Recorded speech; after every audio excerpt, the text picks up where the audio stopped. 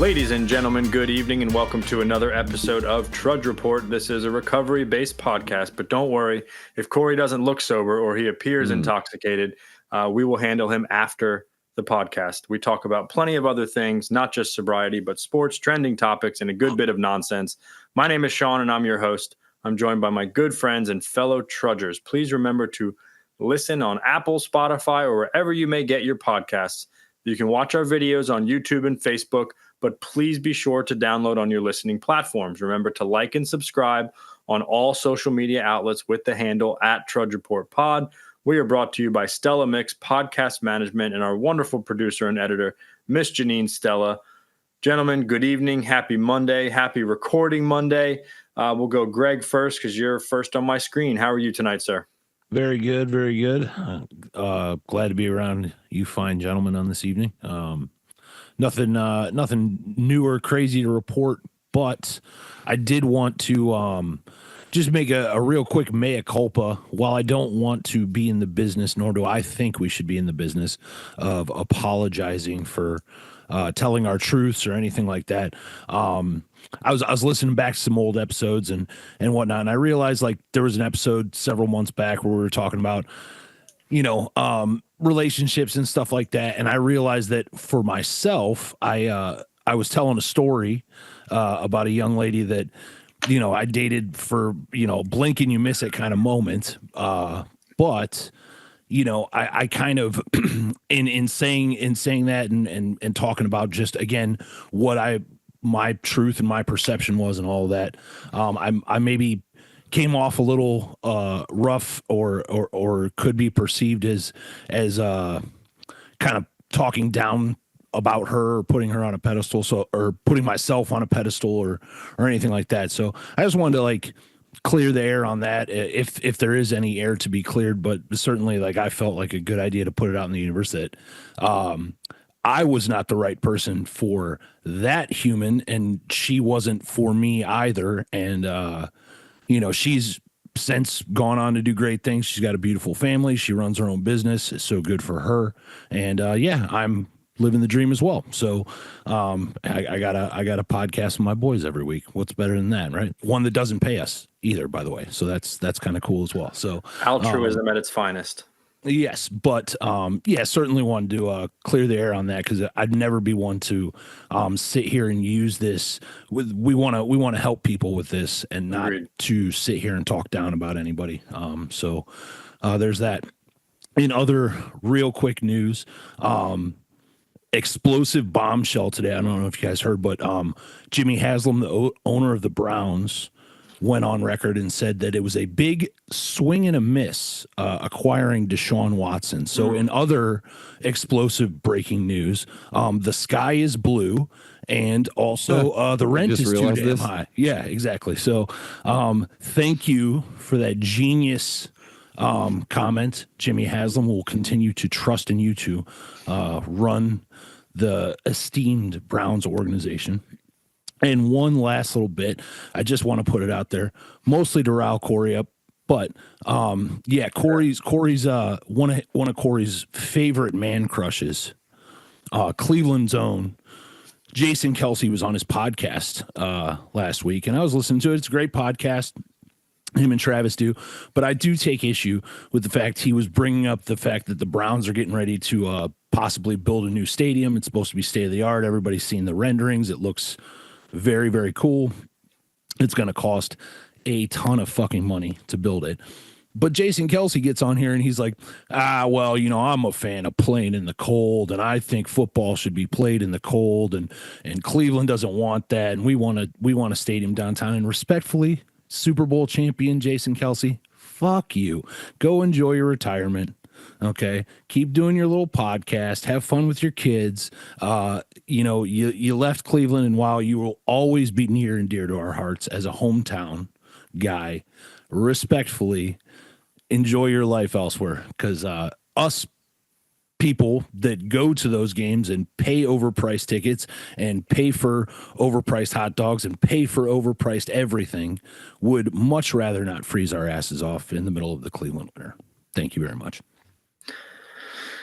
Corey, do you have a retort for that? Yeah, of course I do. Once again, guys, the joke is on Greg because I have gotten off the Kelsey train as of. He actually did say this to me on Saturday morning that he's tired of both of them. Yep, sick of both of them. This happened when. The week after the Super Bowl when Jason Kelsey gets on his stupid podcast that you're talking about that I do still enjoy sometimes, but and says literally on the record says that once the Eagles started beating the Chiefs so badly that he just felt terrible about it. Now, here's the deal. I get it. His brother was in the game, and I get that that's family and whatever. Listen, there's one thing you don't fucking say, buddy. You don't say that you feel terrible about an Eagles Super Bowl demolishment of a game, dude. Yeah, your team's your team. Yeah, your like, team's your team. dude, you could have just not said it. You could have just not, like, we understand your brother's done it. Just shut up. We have minds. We know. We know. Just don't say it. Just don't say it, Jason. And don't act like you didn't spend your entire life trying to beat your brother's brains in every single thing the two of you did. And also, let me feel bad for Travis Kelce and his 3 rings, okay? This franchise only had 1 at the time, dickhead. You understand? Like, come on, bro. Oh, my poor brother. He doesn't have enough going for him. He only has 3 rings. He's only dating the biggest pop star on earth. He needs another. Fuck out of here, dude. Yeah, I'm off that train. Corey, how was your weekend?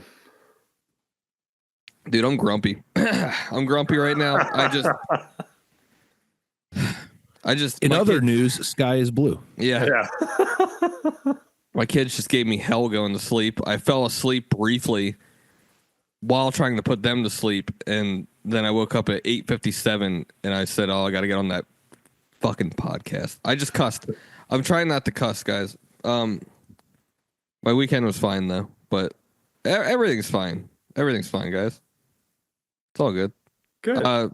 Greg, I appreciate you, like, being sorry about things, I guess. As much as you are sorry, I am negative sorry for whatever you just said, but because I don't think you said anything offensive at all ever in the history of this podcast, but it's all good. I appreciate that. Yeah, no problem. Very good. Bill. Hi, Bill. Boys. Well, I got a couple of things. Let's just start with Greg's comments there. I will go above and beyond and say that in listening to the same instances, I personally never mean to take a shot at anybody. Anybody who I spent time with in my life or anything, I wish nothing but the best for, and it is what it is. So people who know me know my heart, and it is what it is. But I'm always an above and beyond kind of person. Just to clear the air, I know that none of us ever have any hard feelings on any situation or towards pretty much anyone that has come across any of our journeys on either sides of the track. So I'll leave that right there. I do have an opposite of that, a big fuck you to this Mark Jennison guy. Mark Jennison, you guys see this guy on Facebook? This I am comeback guy. All he does is talk crap. I want to bring this guy on the podcast, man. I'm done with this guy. He's got, like, probably a couple followers more than us, not many. Is he talking shit about us? No. You have to watch the videos. I don't want to. Got it. Right. It's he basically blasts, like, recovery, most of the means of recovery and other programs for the if you want to be successful, wealthy, rich, and that guy. We talked about him already, didn't we? Yeah, but we keep forgetting. Like, I'm bringing this on right now since we're getting all sappy and issuing apologies. I want to do a fuck you to make it the world even. I'd be more than happy to have him on and hear his Mark Jennison, you're a clown, bro. Like, and you're probably on an excessive amount of gabapentin. Okay, to start. That's not maybe trend. Definitely trend. But we can debate about that as well. But I don't understand. Who is this guy? Look him up, Corey. Mark Jennison. I'm calling him out directly. You've seen his little ads pop up on Facebook. I'm pretty sure he's a resident at the local halfway house. I brought him up to you guys a couple months ago, I think, and you were like, yeah, that guy's all over the place or whatever. Or somebody brought him up. Maybe it wasn't me. What a terrible individual. What's his last name? Jennison? Jennison. I just was pulling him up as we were leading in. Mark Jennison, we're hereby, the Trudge Report calls you out. We would love to have you on our show. Jennison. Yeah, and fuck you come on while our we're show. at it. Yeah. Tag us in our mentions or something. However Yes. you do that. Is that what they're supposed to do? Tag us? Yeah, Corey can clip this and send DM it right to Corey. Go ahead and send this right to his inbox. Oh yeah, please DM me. That'll be the best day you ever had. Yeah, dude is dude sounds like a douche canoe. Well, so also besides that, in my real life, the one that's fantastic, I was at the Pirates home opener, played the Marlins. Paul Skeens, I mean, I was literally right next to the Pirates dugout. I was having a conversation with Paul. We were talking pitch dynamics, pitch mix. We were talking about outside, inside corner, inside, outside corner, outside low ball, curve ball, all this stuff. Wins above replacement. Yeah, WAR. We were going over everything. He did fantastic. The boys were up 4-2, and my fantasy pitcher, David Bednar, comes in to get the save at the end of the game. And what does he do? Fucking lets the game get tied up, and we get walked off immediately after. So it was a beautiful game, beautiful stadium. Opening night is like no other. I will say that. I get it after now experiencing that. I think that might have been my first opening night. And it's pretty awesome. I didn't stick around for the Flo Rida concert, as Mark would have requested. You did or didn't? I did not, but there was a Flo Rida concert afterwards? Yeah, like as soon as they walked it off, they started bringing the stage across the outfield. And I was like, I'm out of here. And I hightailed it out of there. You guys want to know? You guys want to know good that even the Marlins fans were excited. I just learned that Flo Rida is Florida, like maybe 4 or 5 years ago. Jeez, even Corey knew that one. I did not know that. Right up there with the eggplant emoji. I saw it on a like a bumper sticker, and I was like, "Oh, that makes so much sense." I'm not kidding. You think he stole that concept from like Alabama, but he made like a millennial version where he split it up or something? Yeah, just learned it. So, shouts to Flo Rida. No, that's cool, Bill. That's good stuff. Paul Skeens he's a monster, dude. He's such a good pitcher. I will send a picture to Janine to post. It was do that. That was some good pics you sent in the thread. Yeah, baseball season's hot and firing away, boys. Hot and firing away. A lot of good stuff going on. We got Final Four coming up Saturday. Have any of you guys watched any college basketball at all? Dude, here's the thing. I have watched it, and I've enjoyed it for the most part, man. But it does feel cheapened when the Final Four are all one seeds. No, it does not. I think so. You want to know why? Because the Cinderella team always gets stomped at this time of this tournament. Like, yes, it's a great story, them getting through the first few rounds and beating the low seed in like the first round or second round. But by this time, if you put, St. Francis up against Duke right now, it's not going to be a game. I don't mind the chalk at all. Who do you got winning it? Houston's my pick. I got Duke. Oh, screw Duke. I can't vote for Duke, or I can't vote. I can't root for Duke, but they do look really good. I have no skin in the game. They just look unstoppable. They do look really good, but it's been fun. Corey's coming to a Final Four watch party on Saturday. He doesn't know it yet. Nice. No. He got invited. I was invited, though, and I just want to go on record for saying I appreciate the invite, because if I wasn't invited, it would be a big problem. Mm-hmm. But I'm not going. So invite me next time still. You wouldn't go, dude? You don't want to go? I can't go. But also, I wouldn't like just not. If I could go, I would consider it, but I can't go. I know. I know you don't really like basketball. That's okay. I'd consider it if I could. That's all right. Let's see. Nothing really to report on my end, man. Baby watch is going good. I'm slowly doing some things around the house so I don't have to do it all at once. Catherine's doing good. No issues. Had some ultrasound last week, and everything's looking good. He's looking hung like a horse, which is as all the McDonald men are. So that's always good. That's his arm, Sean. Third arm. But no, everything's good on my end. Had a busy couple weekends. Have a busy few more weekends coming up. Just kind of Grace started soccer again. Sophia's in golf. They're both in gymnastics. They got all these it's entering that time of year where there's all kinds of school events going on, and end of the year stuff, and just been a busy time. But all is well. no issues or complaints. I'm trying to think if there was something noteworthy. I feel like I had something noteworthy, but probably not. So all good. How's everything else, boys? Everything going? Anybody got anything they want to talk about real quick? Get off their chest? Any topics? Anything they're pressing on before we get into our main event? Burning desires. Burning desires. Yeah. What's that? Anybody got a burner? What's that? They got cream for that. Ran into a bunch of old characters on Friday at a recovery group that I hadn't been to in a while. It was good. Saw some ghosts from the past, so that was nice. And I mean that sincerely. Like it was really good. I saw some people I hadn't seen in a while. So, but they were alive, correct? Yeah. Okay. Good. Yeah. I guess bad choice of words there, but yeah. Alive ghosts from the past. I was gonna say that could be like you went to a seance or something like that. Yeah, maybe. Which would be cool It's too. a colloquial term. Yeah. So, all right, boys. Well, let's get into it, and we got time on the back end. We can BS a little bit. We had talked about doing at least one kind of deep dive research topic a month, and this is the first kind of month that would be in conjunction with that, since we talked about this at the end of last month. Or at the beginning of March, but we are going to do a deep dive topic tonight. I would love to think that we are always going to do one of these every month and keep it consistent. There's like probably a good chance that we'll miss a month or two here and there, but that is our effort, trying to mix it up and keep things fresh. So tonight we have the subject of biohacking, and no, that is not a term for like hacking into the government databases or anything like that. None of us are that smart. Or transgenderism. Nor do we want to be on in that much trouble. Corey, you okay out there? I'm just say a prayer, dude. There's What's going on? Apocalypse going on outside. Oh, it's Is not it raining down there? It's Port St. Lucie. Holy hell! Is it raining? Is it storming?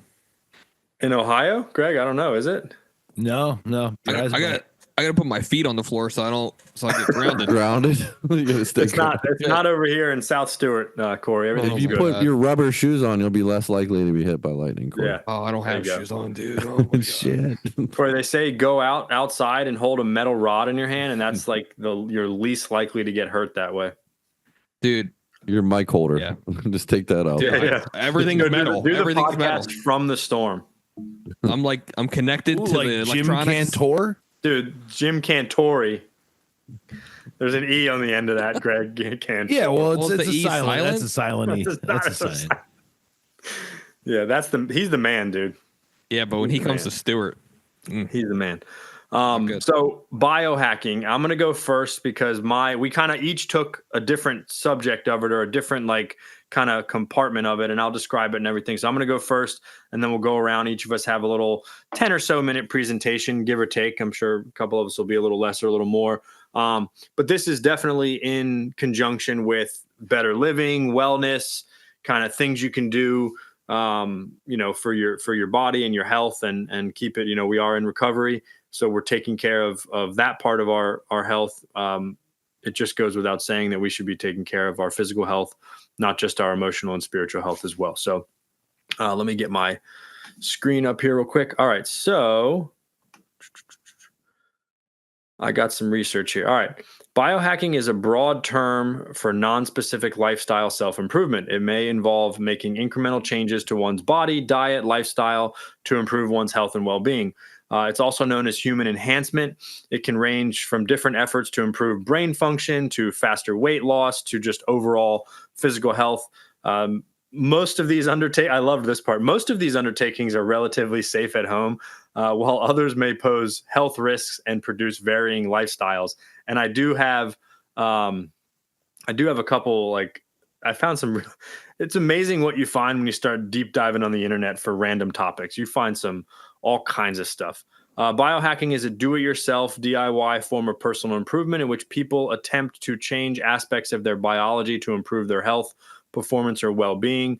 Technology-based biohacking, such as smartwatches or Fitbits, also known as wearable technology. That's mostly what I'm going to be talking on, but I wanted to at least just give a quick rundown. provides people with a wealth of data about their bodies, allowing them to attempt to alter their exercise performance through data analysis. So it really essentially is like, in a way, like, I don't know if tricking your body is the right term, but it kind of is in a low key way, tricking your body.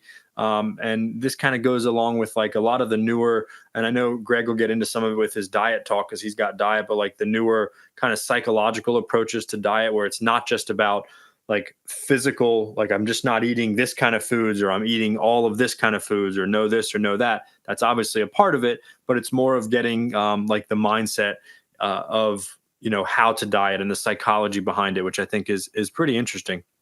Wearable technology such as smartwatches, head-mounted displays, and fitness tracking bands are common pieces of modern technology. I think the most common one is the Whoop, WHOOP, whoop whoop, right? Who did that whoop whoop? Shout out to Chuck Peters, RIP. Is the Whoop, and I know the Whoop because a lot of Whoop sponsors a lot of PGA Tour golfers, professional golfers, and a lot of the golf podcasts I listen to and golf brands are kind of embedded with the wearable tech. I don't know a whole lot about other stuff, but I did do some research on it. But the Whoop is, you know, it really is. It sounds pretty cool. You know, it monitors your, well, I'll get into it. I'll just keep going because I don't want to talk on things that I didn't do research on. So people may use these wearable technology to track aspects of their health and use the data that they get with that to make improvements to reach fitness and health goals, or track reproductive cycles, which I thought was pretty interesting. And I know my wife, real quick aside, I know my wife, before we got pregnant this third time, you know, we had been, I don't know, say we've been trying, but we had been not trying to prevent it. Let's put it that way, for quite a few years now. And for a little while, she was tracking with some app she had and some like thing that honestly never seemed to be accurate. And I think she'll tell you that too. It always seemed to be kind of quirky, and she kind of just decided to do away with it. But I thought that was kind of interesting. Many technology companies are designing and developing what some would consider to be the next step in wearable tech biohacking, which is embedded implants. So this is where it started to get a little like Minority Report esque to me. Was they're actually starting to get where you can embed things under your skin in your bodies, right? Devices planted into the body. These implant devices may have various functions, including collecting even more detailed data about a person's biological functioning, health, and fitness. I think that's a little over the line, personally. It honestly, the first thing I thought of was, you know, we talked about the Oscars briefly a few weeks ago, and the I can't think of the name now, but the movie, the Demi Moore movie about her, like basically trying to stay forever. The Substance. Yeah, Substance. Thank you. And that's kind of what I first movie, dude. What's that? That was a wild movie. Wild movie, yes. Very, very wild. But I just thought that was fascinating that that's where we're kind of at in society. And I guess I shouldn't be surprised, you know, but I just thought that was kind of fascinating. Like, we are going from wearing a watch to like wanting to put stuff in under our skin and in our bodies, which I know that people and like the companies that produce them are going to say that they're safe and there's no this and there's no side effects, but I can't get down with that. You don't know what my mind goes to conspiracy mode like right away. So I'm not. Question. Huh? Yeah. So what you're saying right now is that there's chips that you can get put into your skin. Yes. And that'll collect like data and stuff similar to like maybe what the Apple Watch would collect for those. It's saying that it would collect even more data than the watches would, or the wearable technology would. Yeah. I wonder like what though, because the watch already, like my watch does all kinds of shit that I don't understand how it even gets some of it. Like, how does it tell when I'm sleeping? I don't understand all that. You know what I mean? Well, but it does. There's like the rhythms. Your circadian blood rhythm, sugar. it can tell it can tell if where like your body is positioned, if you're upright or if you're prone or something like that. Like, it can tell all those things, and it basically puts itself together that, okay, his heart rate's this, his circadian rhythm's this, he's lying down. And I don't know if you came across this, Sean, but I know this is a thing. There is a device for diabetics that almost instantaneously takes your blood sugar and will kind of put it on autopilot, you know, like with the medication for it. So I had a quick note about that in one of my next paragraphs, which I thought was fascinating. And I'll just get right into it. But you're absolutely right, Bill. So these devices measure things like, and the device. I'm now talking about all wearable tech, not just the implants, but the wristwatches and everything too. So these devices measure things like steps, heart rate, sleep recovery, and strain. And just for our listeners, strain is the mechanical deformation or stretching of a material. In this case, we're talking about like our bodies and our muscles and stuff like that, typically measured as the change in length or shape of a material in response to an applied force or stress. So put simply, when you're working out and you're lifting heavy, you're straining your muscles, you're ripping those muscles. That's exactly what it's talking about. And so the wearable tech will show how much strain you have and then how well you recover from that strain, the next day or later that night, and with sleep and all that stuff. So that's kind of like the most, that's what most people, at least I would know if I had not done this research and you said to me, wearable technology, what is it? I would have told you like it does that: steps, heart rate, sleep recovery, all that stuff. It's often used, some even measure blood pressure, respiratory function, oximetry, which is where the oxygen saturation of the blood, and skin temp.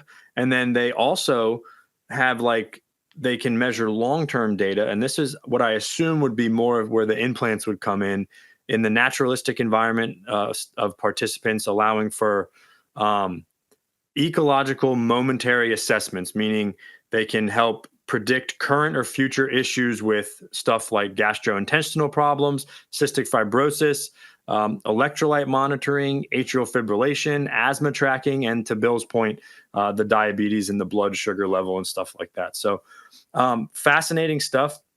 You can get these things for, as cheap as, I was looking online, as cheap as like 190 to 100, 150, where the more expensive ones are running you more like $250, $300, $400. And I'm sure, it's just, like Apple's going to come out with the newest and greatest version like they do with the phones and stuff like that. But fascinating stuff. I'm excited to hear what you guys have to say, because I know a lot of this stuff kind of bleeds into that. But I don't know if I'm not a watch person to begin with, and I don't even know if I want that much data. I know ultimately it's a good thing, but I don't even know if I want that much data. I like to keep things simple, and mostly I'm just not a watch person, but I thought it was fascinating. So I didn't think I could get on with having the Apple Watch, and then it kind of became crucial for me, as part of my training and everything like that. Ooh. And now it is pretty interesting.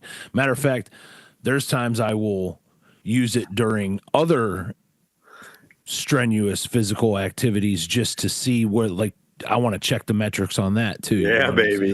Little wrestling time, you know what I'm saying? Make sure everything's running good under the hood. Yeah, You got to make sure those muscles grow, right? So what the hell are you talking about? Mowing his lawn, Corey.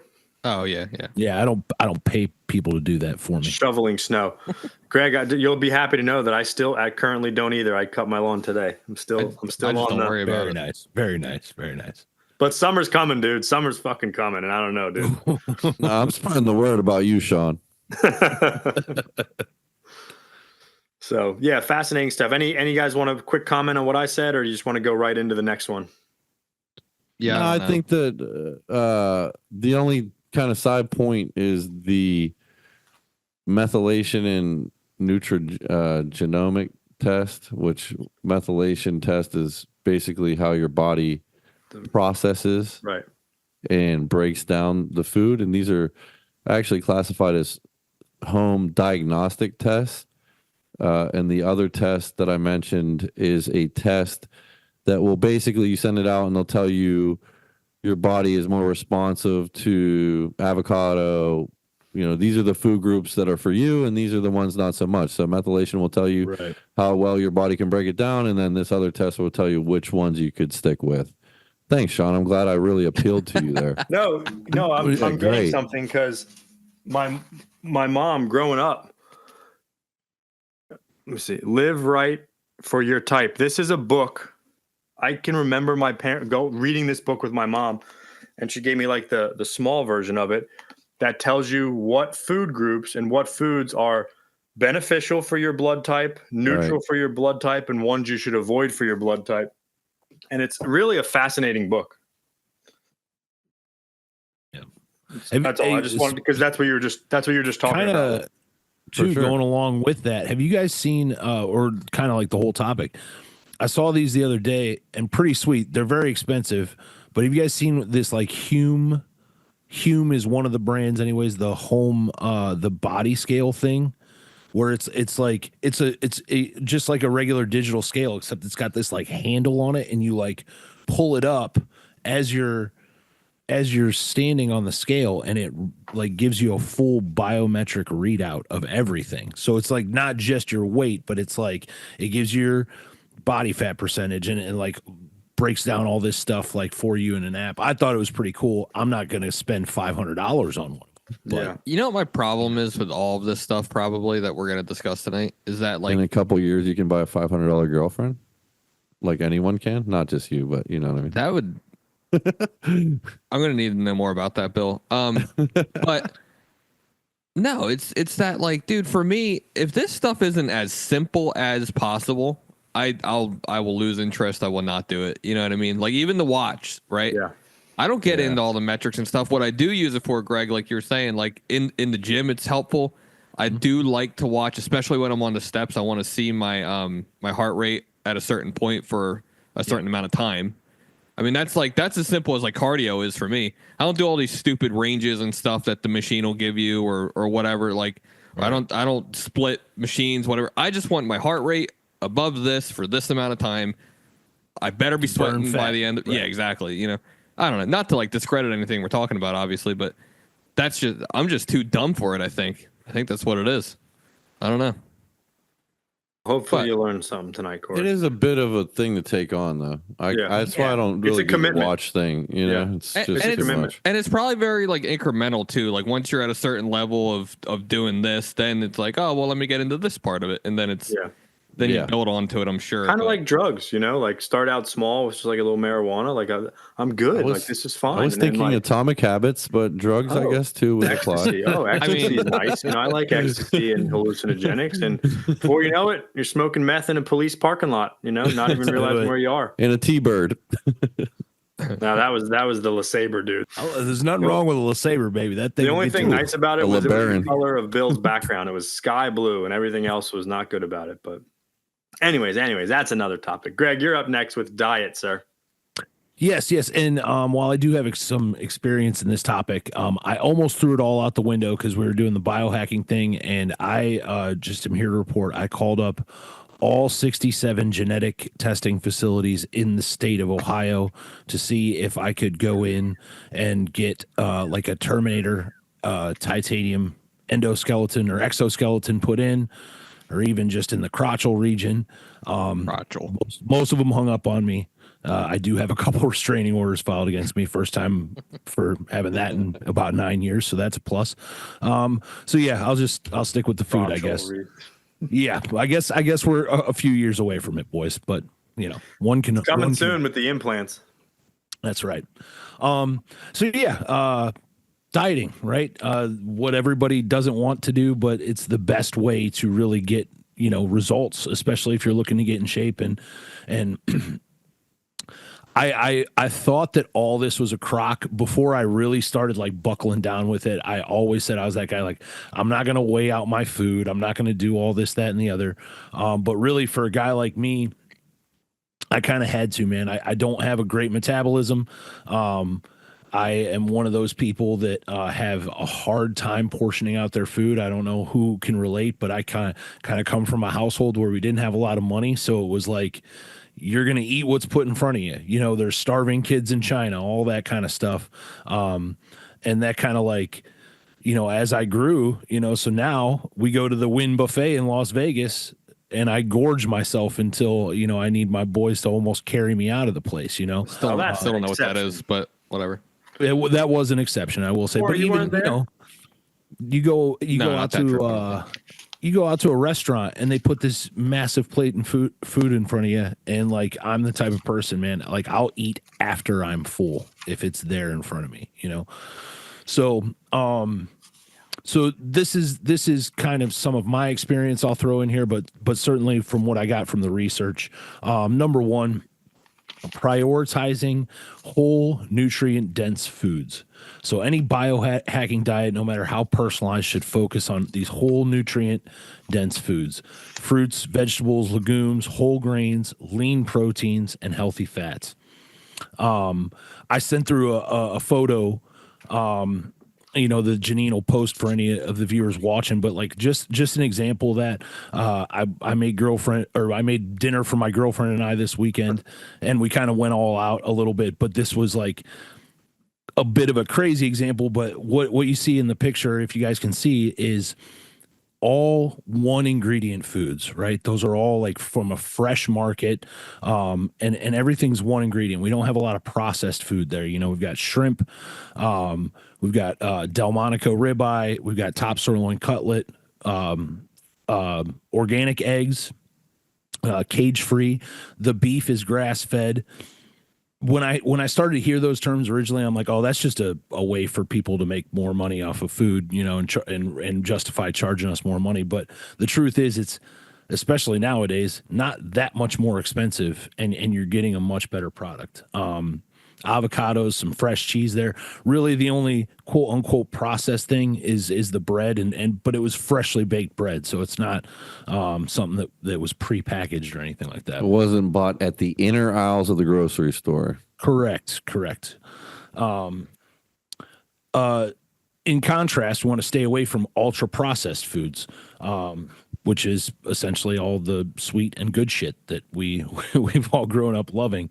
But cereals, packaged snacks, candies, energy bars, chicken nuggets, so they talk about substances extracted from whole foods that no longer resemble their original form.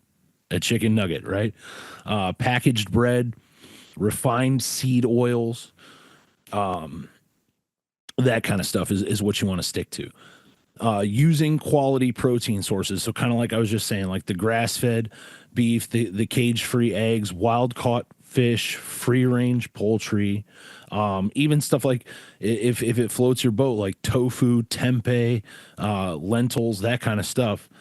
All excellent quality protein sources that are, again, not processed and not put through the ringer. And in my experience, like I said, when I started starting to get picky about that kind of stuff, I realized it's not that much more expensive, and the taste, even just the texture of the food, is so much different. Getting it when it's fresh like that, eating more healthy and less saturated fats. So, animal-based healthy fat stuff is, like good fatty fish like salmon, whole eggs, full fat yogurt, grass-fed butter. Everybody has this idea that butter's terrible and it's going to raise your cholesterol and it's going to kill you and clog your arteries and stuff like that. No.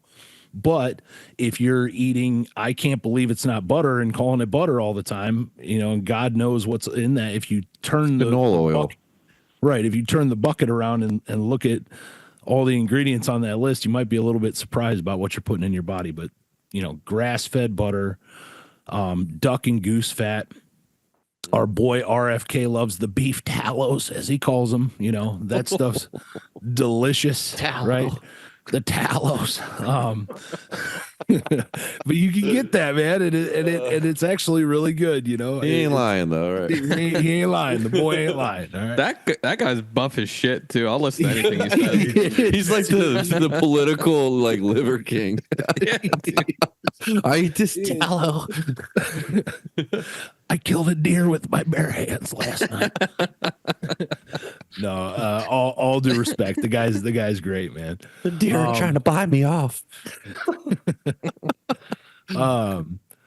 Plant-based healthy fat sources would be like an extra virgin olive oil, avocados, fantastic. Nuts, almonds, that kind of stuff. Peanuts, kind of, not as healthy, but any other kind of fresh, chia seeds, flax seeds, hemp seeds, tahini. I don't go around eating algae, but if that floats your boat, eat it. You know what I'm saying? Don't forget pistachios, Greg. Pistachios or Brazil nuts, high in selenium. Mm-hmm. avoiding some red meat and certainly processed meat. So red meats to avoid, or just, everything in very good moderation. Things like lamb, pork, that kind of stuff are not good for you to eat all of the time. Hot dogs are fine, right? Hot dogs are not, in fact, fine. However, it is baseball season, boys, and I want a hot dog when I go to a game, and I want it drowned in mustard. Okay, so we're gonna leave that to the side. But yeah, kind of, again, things that resemble or that got its sources from whole foods, but no longer resemble those whole foods. So ham, sausages, corned beef, bacon, beef jerky, canned meat, things like that. Obviously, not only are those things heavily processed, but a lot of times they're super high in salts and sodium content because of everything they have to do to preserve those meats to keep them in the store for God knows how long, right? So consider intermittent fasting. Most popular types of intermittent fasting, time restricted feeding, so known as the 16 to 8 diet. So you can eat for 16 hours, you fast for 8, vice versa. Way to take my topic, dickhead. Whatever. Oh, is that your topic? You don't pay Fasting. attention? Is that your topic? Yeah. Yes. Okay, Making well, sure you were paying I'll skip it. No. Skip it. Well, Pivot. say whatever you want because chances are I didn't do enough research. So. Okay. All right. Point 2. How did you miss that? I don't know. It was just put in my research, but I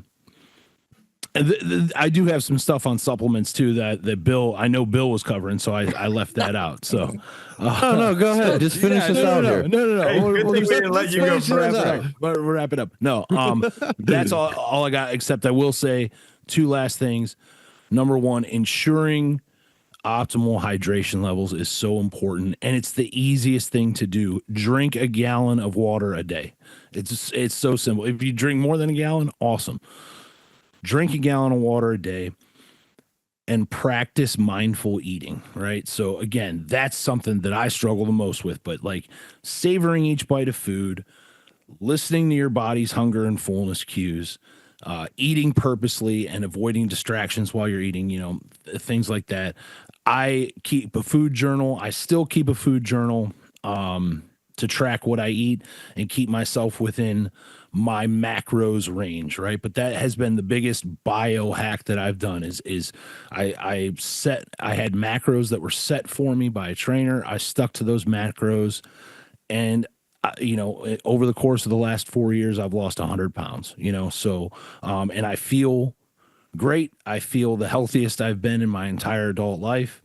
My girlfriend and I went for a 90-minute workout on Friday night, and I breezed through it. You know what I'm saying? Like a 90-minute, like a high intensity, one of those Orange Theories where you're running on a treadmill and doing all these other crazy kind of exercises. And I breezed through it. I mean, it kicked my ass a little bit, but never, ever would I think to do that on a Friday night or any other night for that matter several years back. So this stuff works. Very cool. Very nice, Greg. Thank you. And we know that it's worked for you because you've shed quite a bit of weight, my friend. So congratulations on that. Thank you. All right, Corey, you're up, bud. Brief point. I just want to say real quick.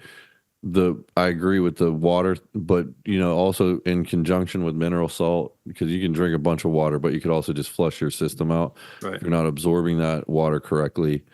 And the outside aisles at the grocery store, usually all the bull crap is in the middle.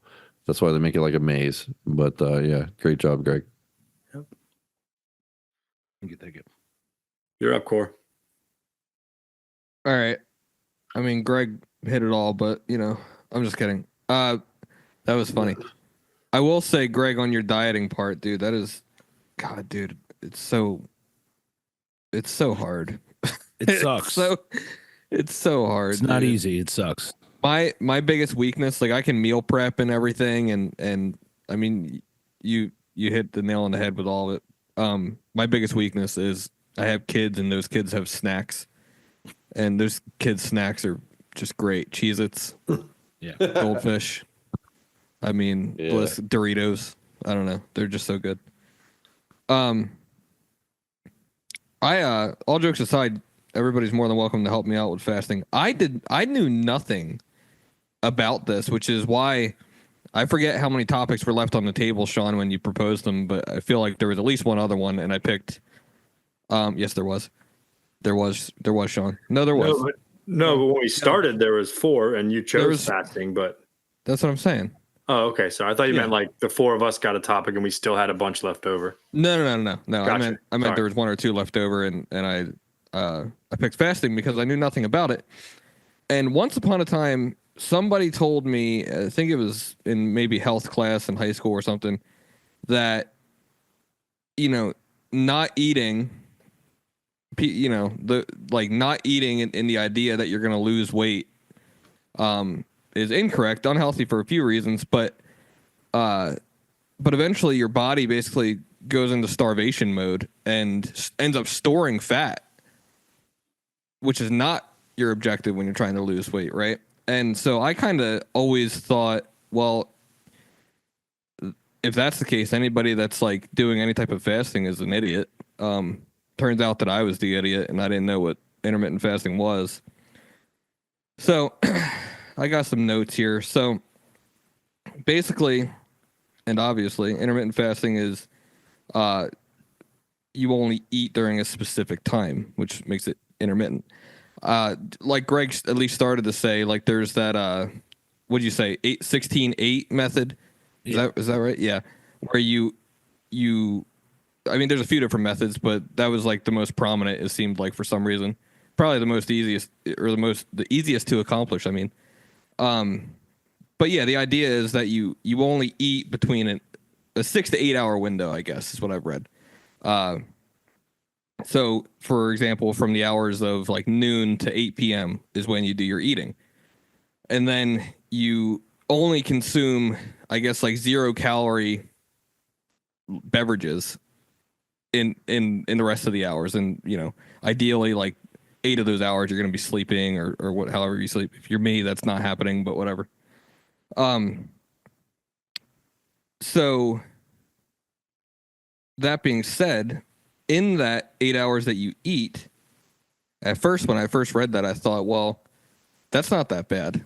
So you could theoretically eat all the cheese that you want in 8 hours and it'd be fine. But that's not the case as well. There is no shortcut to health and lifestyle. You do have to be disciplined in the stuff that you eat still. From what I read, it was all the same stuff that like Greg talked about. And I mean, it was relatively simple, high protein. I guess it depends on what course you're taking. It's almost always high protein. Like high protein seems to be one of the keys to success when either trying to lose weight or stay fit, What else? Let's see. 6 to 8. There's also, I read about a 5-2 approach, which involves eating regularly for 5 days a week.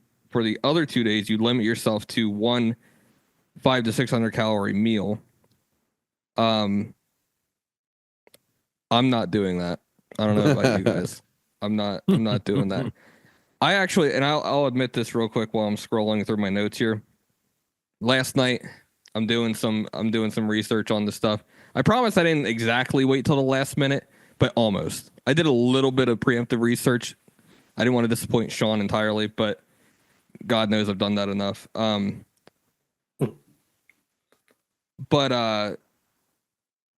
what was I going to say? I don't remember. I lost it. Anyway. So yeah, what can I eat during intermittent fasting? During the times when you're not eating, water. So there's zero calorie beverages like I was talking about, water and black coffee, which 2 of you guys drink black coffie, right? I do. Yeah. 3? Greg, do you drink black coffee? I've been trying to wean myself off of creamer. It's not working as well as I'd like, but I use like the oat milk creamer, which and it's supposed to be better for you, but yeah. That sounds terrible. We'll see. Side note. Side note. Oh, that's what I was going to say. When I was doing the research last night or whatever, I thought for a brief second, I said, you know what? It's before midnight right now. Maybe I'll try this week. Maybe I'll try intermittent fasting for the first time ever. And I woke up this morning, as I said, absolutely not. I want my coffee. I want it now. That is not 0 calorie. You It's could far add your from- coffee, just black. No, I will not. I will load it up with Put creamer. some pep in your step. No, you know what I'm going to do, though? This is my side note that I was talking about. I'm looking at the coffee concentrate where I can mix it with just like vanilla protein. I think that'll, because like my You coffee could do is, ghee butter, Corey. A little slab of ghee butter in there. Start your fast off right. I don't know what that is. Beef tallow. It's like a tallow. Like a tallow, but it's not. It's more of a butter, like a ghee. We're gonna get investigated by the government if you guys keep it up. Anyway, the whole premise of this fasting thing is to make your body Fast. Yeah, fast. It's to make your body burn fat, right? Yes. Here's the benefits. Here's some other benefits I read. I got all this stuff from like johnhopkins.org or some shit. Oh God. Is there anything that- about libido, enhanced libido in there? Well, it does say physical performance. Young men who fasted for 16 hours showed fat loss while maintaining muscle mass. Mice who were fed on alternate days showed better endurance in running. So, yeah, you can have sex more, is what I get from that. Bricked. Greg. Very true. Your testosterone should go up. Yep.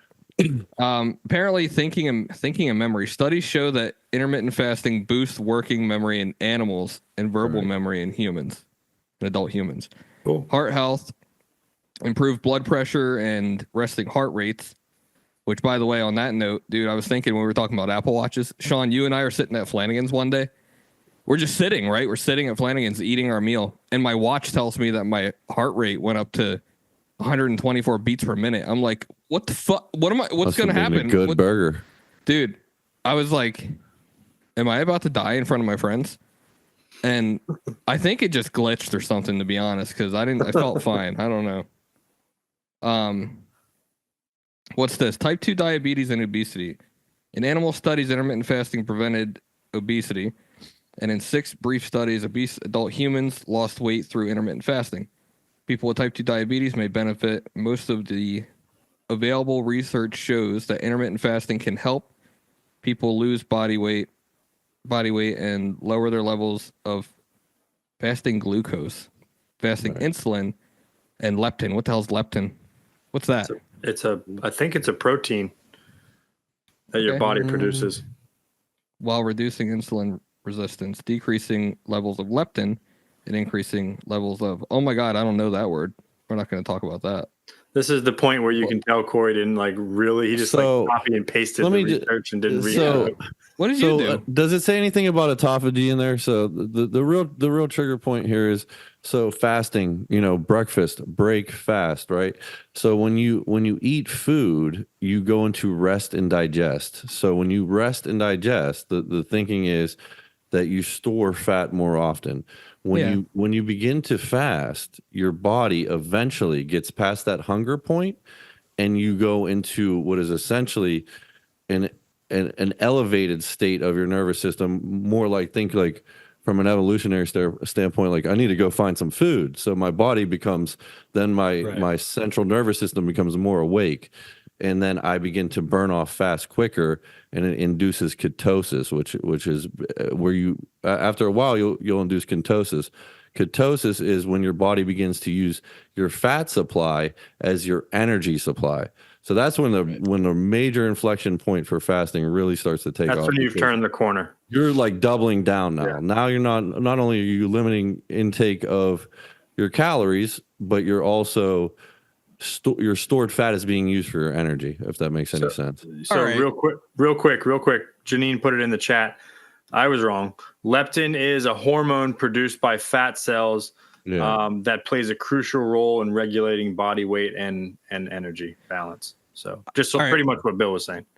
Yeah. I've decided fasting is stupid. Listen, all you do is you eat high protein, low fat, 5 meals a day, go to the fucking gym, lift a weight, get on cardio machines for 30 minutes or so. You'll be fine. First of all, men don't do cardio. Secondly, men do cardio. fasting saved my life. Whenever I had COVID, I had long COVID. I was sick. My whole body was inflamed, and I started fasting before I learned to eat healthy. Like, I couldn't eat healthy. I still am working on eating healthy, and I'm much better. But fasting was the first thing to make my body actually feel better, and I recommend it to a lot of people. If you suffer from an autoimmune disease, diabetes, they say, thinking more clear, because do you ever eat carbs and think about how you feel after you eat a bunch of carbs? Like, you eat a bunch of pizza and you're like, glorious. Yeah. Well, it depends on the carbs. I'm Is it kidding, good carbs or bad or what carbs? you have to do after too. I know like, exactly if you're what chilling you on mean. your couch. It's like, but I know exactly what you mean. Hey, so Bill, let's go, because we're running all late. right. So go ahead on your supplements. Don't worry, I'll use my 3 minutes I have there. left. All right, so I have just a general list of supplements that I'll go through real quick, and I kind of sorted them. These are all supplements that I have experience in taking. The first category is nootropics, which is brain and cognitive support. The first, and I'd say one of the most instrumental, would be the B complex. That's going to be B1, 2, 3, 5, 6, 7, 9, and 12. These are kind of like your powerhouse for your energy system in your body. So here's the thing with today's diet, and this goes along with what everyone says. A lot of these foods, even well-sourced foods, unless you're eating, like Greg said, the whole food, the actual just the food, the single item ingredient, you're likely not going to get the full mix of nutrients that really you need. And also, I know for me, my stomach gut lining and things like that are still, and were even worse, messed up to where my absorption of food was not good. So this is why I started taking some of these things. So the B complex helps with healthy hair, sharpens your focus. It cranks up energy in the morning. It's one of the first supplements I take in the morning. I take that with an omega-3. Omega-3s are great so I do a cod liver oil, keep it in my refrigerator. I pour a little shot, or I'll put it into a smoothie or something like that. But that's great for inflammation. It's also a real feeder of the brain. It's one of those fats, like Greg was talking about, that are really good that you can get in salmon and things like that. I also supplement that as well. L-tyrosine. L-tyrosine is an amino acid. Amino acids are the building blocks of life, and this building block is for dopamine.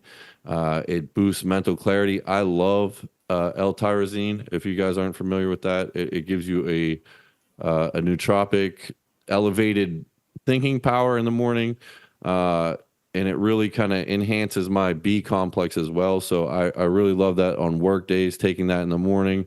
There's another one called phenylalanine. I don't have the spelling probably correct. That was pretty close. Yeah. Also an essential amino acid. It's a nootropic as well. Same thing. And honestly, I'll take the tyrosine a couple days, and then I'll take that one. And I also mix in maybe some lion's mane or even alpha brain, which I'm sure a lot of you guys are familiar with, which has kind of like a proprietary blend of a couple of different ones. But I like to cycle like one of those on and off. For me, that's really all I need. I get into work after my straight black coffee. Like today, for example, I fasted. I didn't eat breakfast. I did take my supplements. By the time I get in, I'm feeling great. I'm whizzing through work, all that stuff. I think has really improved my productivity and my focus. Next up would be anti-inflammatory, joint health. My mainstay is turmeric. I love turmeric. It has to be mixed with the curcumin, which is a pepper compound. This fights inflammation, supports digestion. It's big in a lot of ancient historical recipes.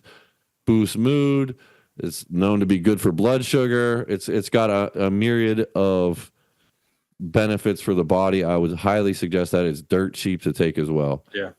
Boswellia. This is a resin from frankincense tree, and this is something I began taking after my back fusion surgery. This is actually for inflammation, but it's also I was having to take so much Tylenol and ibuprofen that I had to find a substitute, because that stuff will kill you quicker than anything.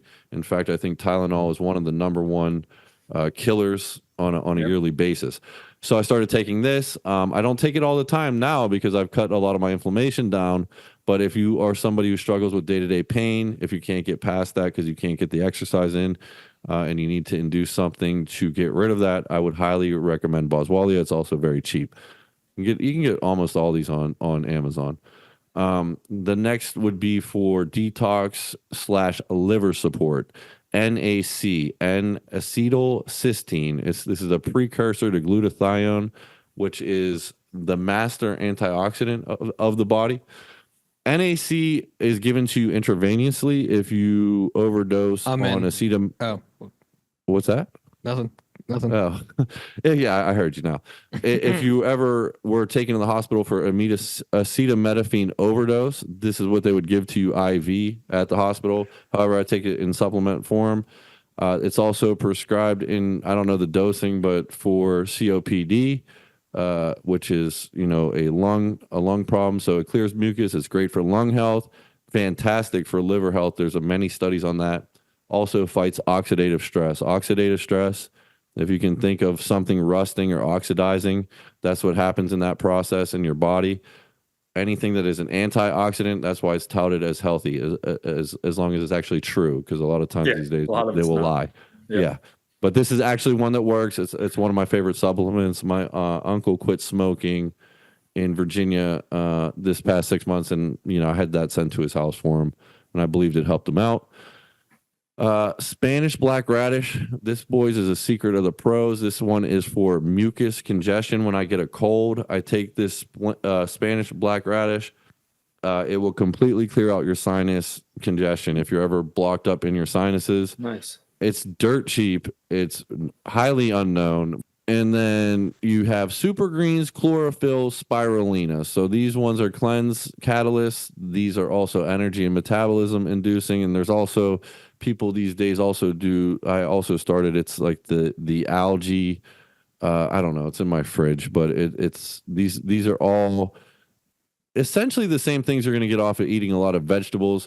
I don't do cardio and I don't eat vegetables, so I have to do this stuff instead. I take spirulina, chlorophyll, on and off.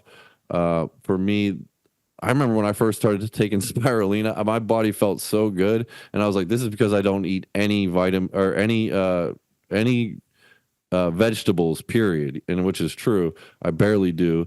They're high in iron, also support immunity, antioxidants, like I was talking about.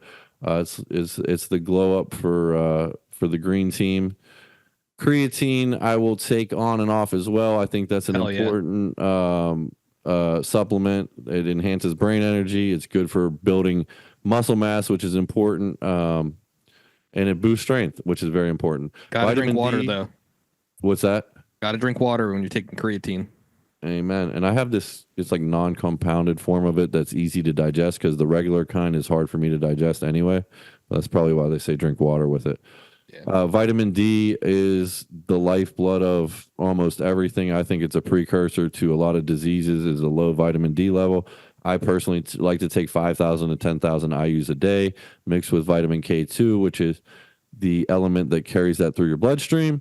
And last but not least, boys, my personal favorite supplement, because almost no one knows about it and it's extremely powerful. It's called Gymnema sylvestre, known as the sugar tamer, an herb from India, nicknamed the sugar destroyer. It curbs sugar cravings. They even got your boy off Reese's peanut butter cups. Oh, no. Balances blood. Seriously, balances blood sugar. I mean, I'm serious. It's like taking Suboxone for opiate. I mean, you start taking this and you're like, wait a minute, why am I not craving chocolate right now? Like it's seriously crazy. And it's really good for your blood sugar levels. You just feel less sugar cortisol spikes in your body after taking it. Highly recommend that one as well. And that was a lot in a little bit of time. I hope somebody got something out of that. Bill, that was excellent, sir. Excellent. My dad would be extremely proud of you right now. Thanks. I've heard of most of those. A few of those I hadn't heard of. I want to try the horseradish, whatever one for the mucus. I like that stuff. So fantastic. As long as you can snort it, I'm on board with it. Yep. Guys, we're out of time. You get really high off of it. Yeah. We're out of time, but I think what we've learned tonight, besides some great information, is that we need to pick one of these 4 topics and do an even deeper deep dive.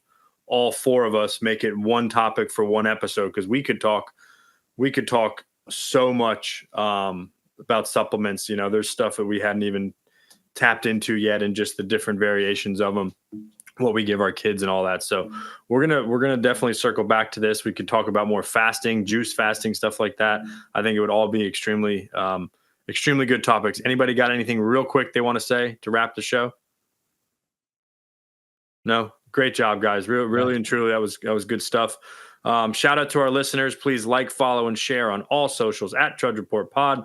Email us, trudgereportpod@yahoo.com. Send in your mailbag requests for topics, questions, and comments to any of these handles. Corey will personally respond with a handwritten letter. Remember, we are all here if anyone wants to talk about recovery and our experiences, or if you are struggling with some form of addiction. Please check out our YouTube channel for additional content surrounding March Madness and college basketball, and eventually just continued content that we don't talk about here on the main pod. Thank you again to Janine and Stella Mix Podcast Management. Good night, God bless, and may you trudge the road of happy destiny. Peace out until next week.